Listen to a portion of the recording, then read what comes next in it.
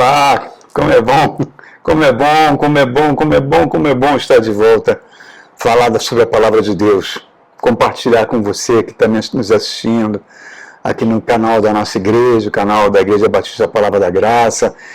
Peço sempre que você se inscreva no canal, temos 270 vídeos lá para você ver, ouvir. Dê o seu like para que o YouTube permita que esses vídeos sejam compartilhados, né? Enfim, e hoje eu queria trazer uma mensagem que é um título assim meio, talvez um pouco genérico, né? Mais genérico, mas importantíssimo, chamado Nossa Vida. Nossa vida, o que pensamos da nossa vida, como moldamos a nossa vida, como investimos tempo, relacionamento, dinheiro, talentos na nossa vida. E eu queria usar duas passagens das Sagradas Escrituras. O profeta Isaías, no capítulo 55, no verso 8 e 9, que diz assim, Deus falando para o profeta, pois os meus pensamentos não são os pensamentos de vocês, nem os seus caminhos são os meus caminhos, declara o Senhor. Assim como os céus são mais altos do que a terra, também os meus caminhos são mais altos que os seus caminhos, os meus pensamentos mais altos que os seus pensamentos. Olha que coisa incrível, mostrando como a mente de Deus é impossível, a mente humana pecadora, compreender os desígnios de Deus, né?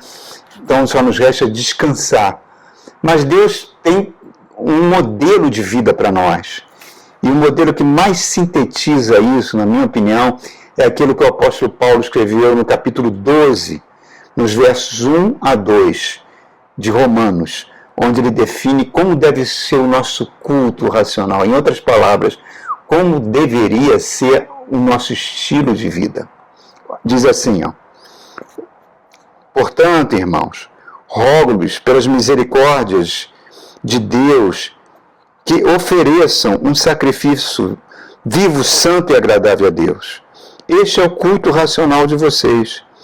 Não se amoldem ao padrão deste mundo, mas transformem-se pela renovação da sua mente, para que sejam capazes de experimentar e comprovar a boa, agradável e perfeita vontade de Deus para a sua vida. Irmãos, você já pensou que muitas vezes a concepção da vida que a gente tem, ela não pode ser verdadeira, pode ser falsa? Temos consciência do que a gente faz hoje vai ter consequências eternas, né? Que iremos prestar contas de tudo que fizemos perante Deus. Igreja, prepare-te para estar diante do teu Deus. Então, é determinante a gente estar numa relação correta com Deus. E só pode acontecer essa relação correta com Deus por meio de Jesus Cristo. Ele é o caminho, a verdade e a vida. Ninguém vai ao Pai se não for por Ele. Entregar a vida a Cristo é o princípio de tudo, né? E aí vem outra grande, digamos assim, outro grande presente maravilhoso, um dom que Deus nos deu, a fé. A fé, viver pela fé, permite que cada vez mais vivendo pela sua fé, você vai permitindo que o Espírito Santo, que foi enviado por Jesus após a sua ressurreição e ascensão aos céus, para a igreja, para trabalhar nos nossos corações, para que ele cada vez mais tenha domínio sobre a nossa vida.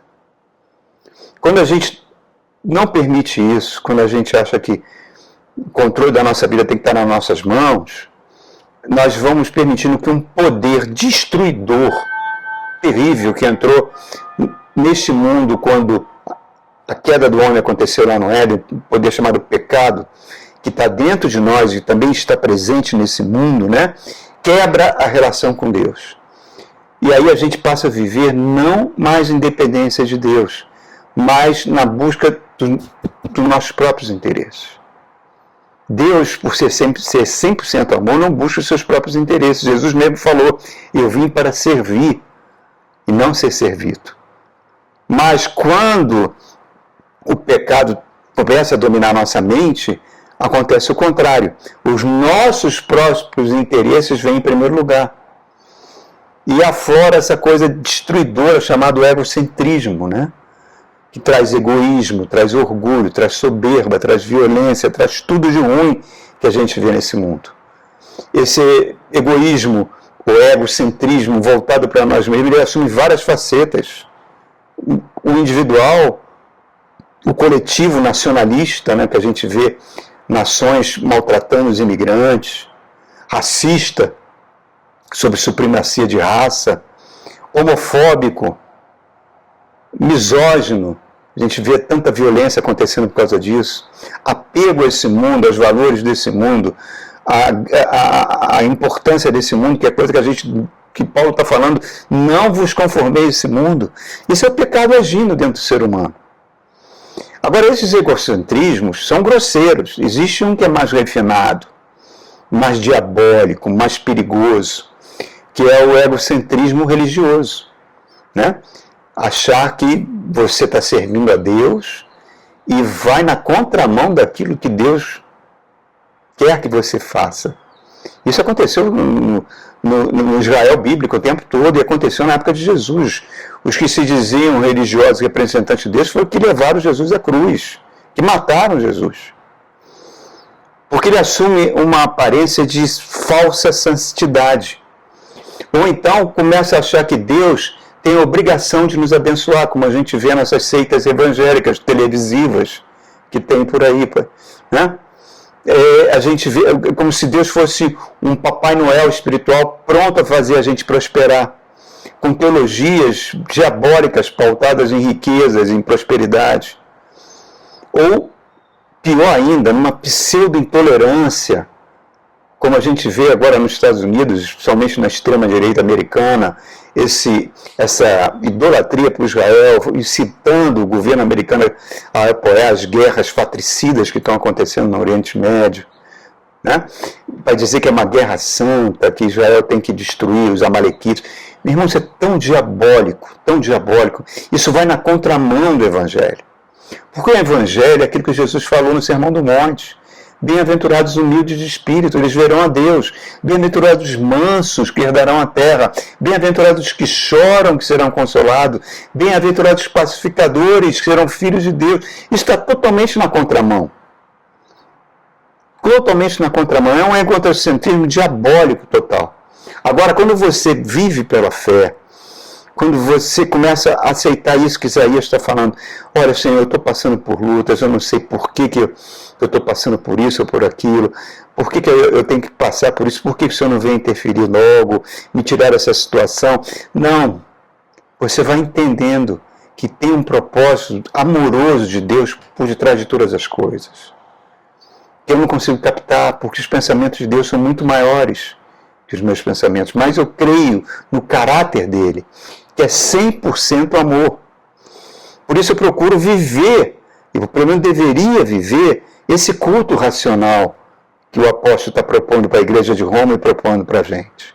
Porque a gente experimenta a boa, perfeita vontade de Deus. O Espírito Santo implante isso em nós. Não se conformar com esse mundo que a gente está vivendo. É um ato de rendição. Rendição para que a gente possa cada dia parecer com Jesus. Conhecer esse Jesus revelado nos Evangelhos. Agora, como é que Deus enxerga a nossa vida, irmãos? Olha só. Eu acho que Deus enxerga a nossa vida, primeiro, como um campo de provas. Né? Se é que eu posso dizer assim. Um campo de provas. Porque sempre a gente está sendo testado. Às vezes, nos mínimos gestos, nós somos testados, irmãos. Para ver se a gente está parecendo mais com Jesus. E o Espírito Santo está sempre ali monitorando e atuando quando necessário. E muitas vezes vem corrigir, porque o nosso ego é a principal barreira para que o Espírito Santo age. Então, como é que a gente reage quando as promessas de Deus demoram a acontecer? Como a gente reage quando a gente está diante de problemas financeiros ou de relacionamentos, quando orações não são respondidas, quando estamos no meio de uma tragédia? Como a gente reage? Como eu lido com as pessoas no meu lar? É diferente como eu lido com as pessoas dentro da igreja? Como eu lido com as pessoas no meu ambiente de trabalho? Isso nós somos testados. E Deus quer que esses testes façam a gente progredir, crescer em amor, agir em amor, que a esperança seja uma verdadeira âncora da alma, como diz lá no livro de Hebreus. Esperança não é otimismo. Otimismo é quando eu olho as coisas ao meu redor, está tudo correndo bem e dentro de mim está tudo legal. Esperança não é isso não. Esperança olha as circunstâncias, muitas delas estão horríveis, muitas delas estão negativas, mas dentro de mim está tudo bem. Eu descanso em Deus. Eu confio no amor de Deus. Tá? Então isso, eu acredito que Jesus é o Senhor da minha vida.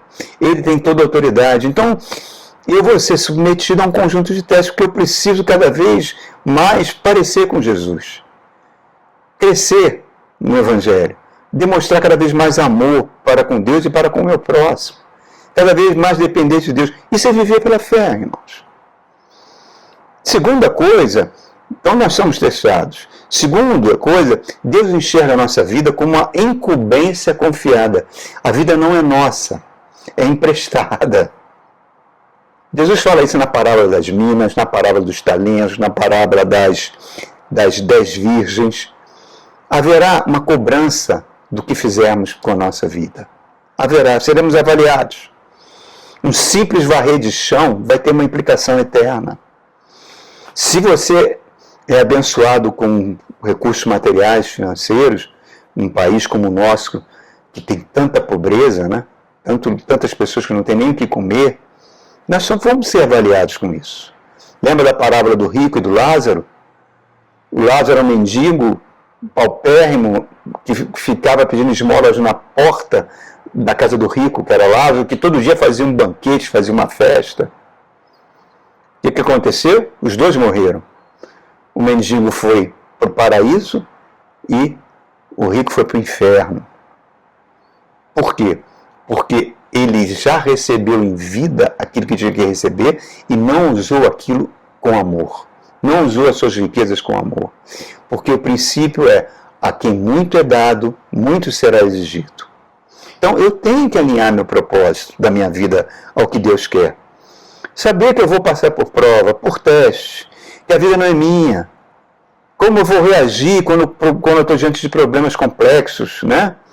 Como eu estou me empenhando para me libertar de pecados e vícios, permitindo que o Espírito Santo venha transformar minha mente, enxergar o propósito de Deus mesmo no meio de dores, de lutas, né?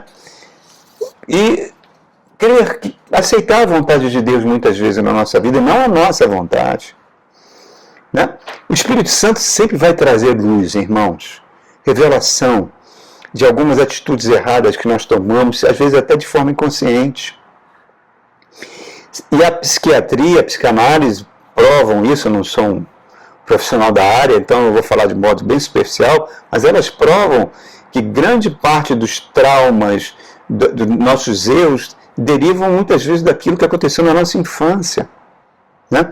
Que fica lá no nosso psique, na nossa alma, e bloqueia muitas vezes a nossa vida. E o Espírito Santo às vezes vem e traz isso à tona. Quando ele faz isso é maravilhoso. Eu vi um testemunho, eu li um testemunho, não vou falar o nome de uma senhora, vamos botar um nome hipotético aqui, sei lá, Judite, não é esse o nome dessas moças.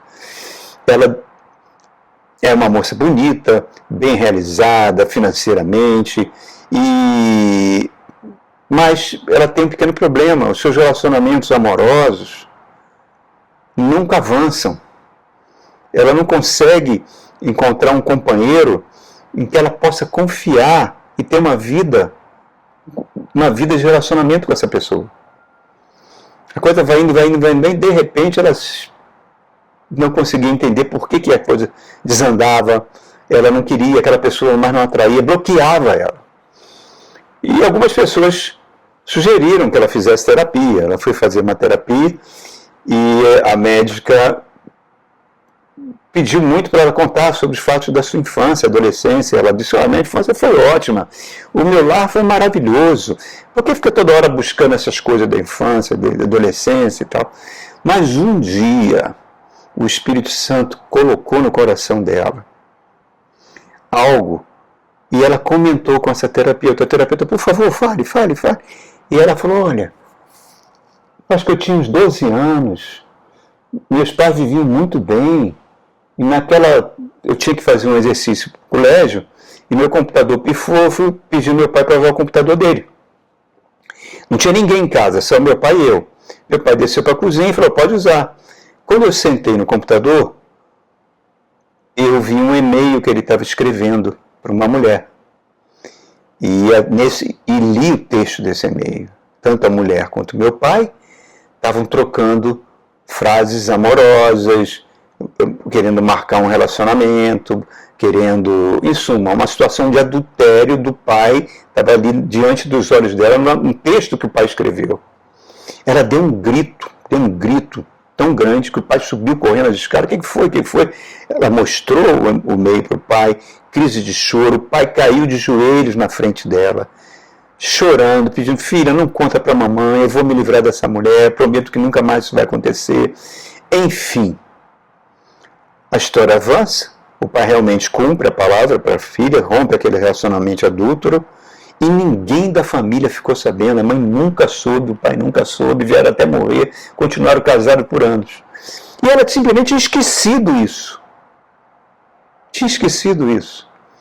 Até que o Espírito Santo mostrou para ela que aquela conduta que ela estava tendo, os relacionamentos dela não estavam adiante, porque no fundo, ela ficava aguardando que aquela pessoa não fosse confiável, que viria atraí-la, por isso ela se bloqueava. Olha só como é que é a nossa natureza, irmãos. Né?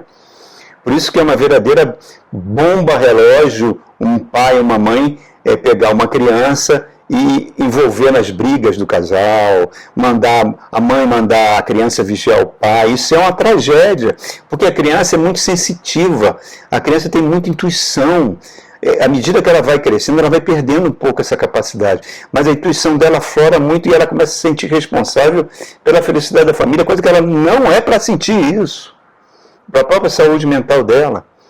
Então, reparem como essas coisas vão detonando a vida das pessoas, como o pecado vai detonando, né?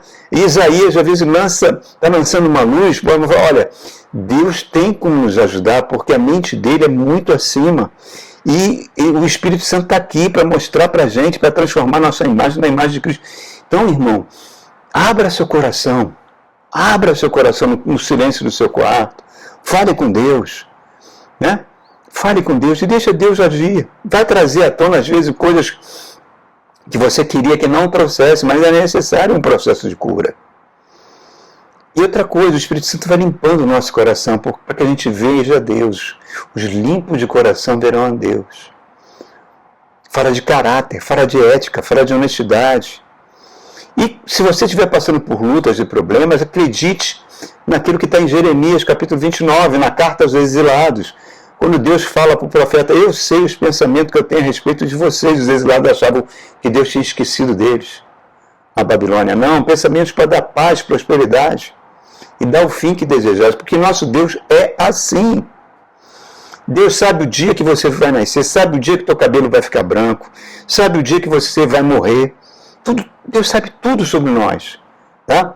E a nossa vida, por ser emprestada, Ele quer exatamente isso, que a gente aprenda a usá-la da melhor forma possível.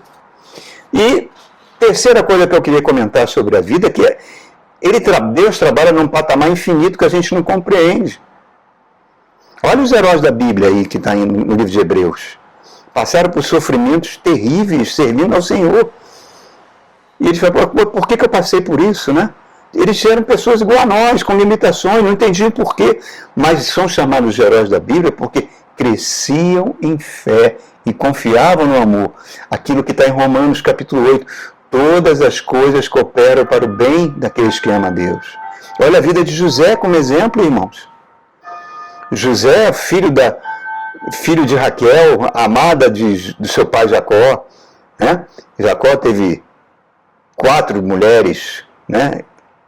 As 2 irmãs, Lia e Raquel, e as 2 empregadas delas, que deram 12 filhos. E Jacó, erradamente, preferia José em relação aos outros 11 filhos. Isso gerou ódio, gerou ciúme, gerou raiva.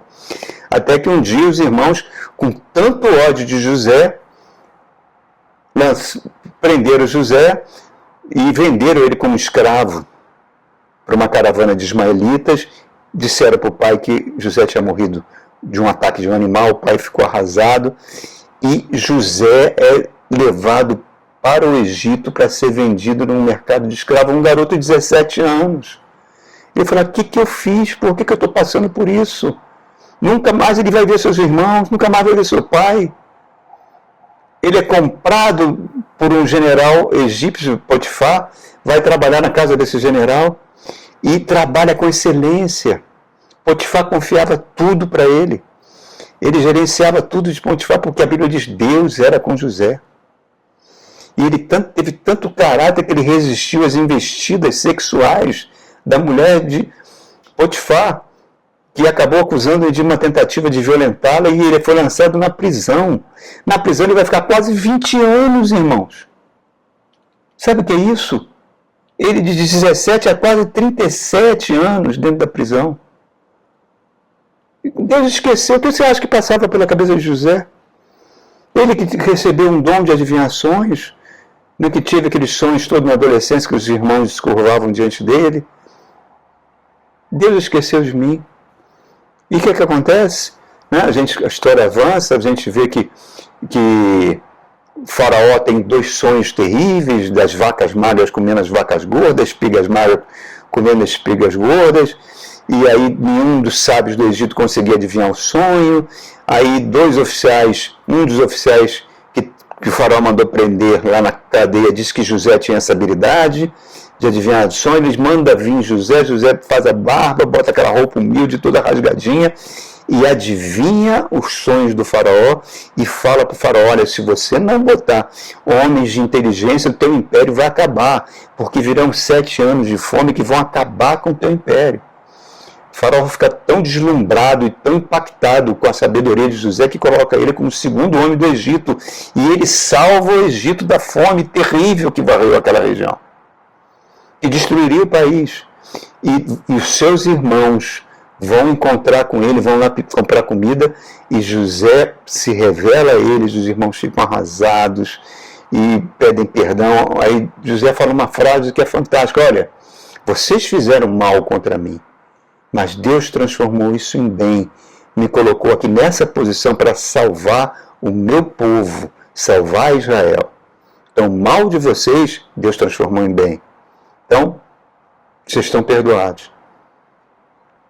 Estão entendendo? José, quando ele estava na prisão, quando estava sendo vendido como escravo, ele nunca pensou, por quê?